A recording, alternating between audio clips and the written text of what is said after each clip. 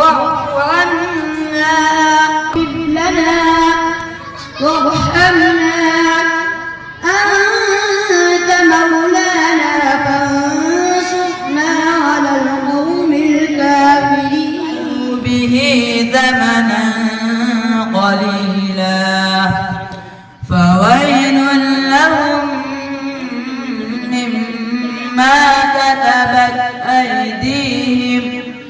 مما كتبت أيديهم وويل لهم مما يكتبون.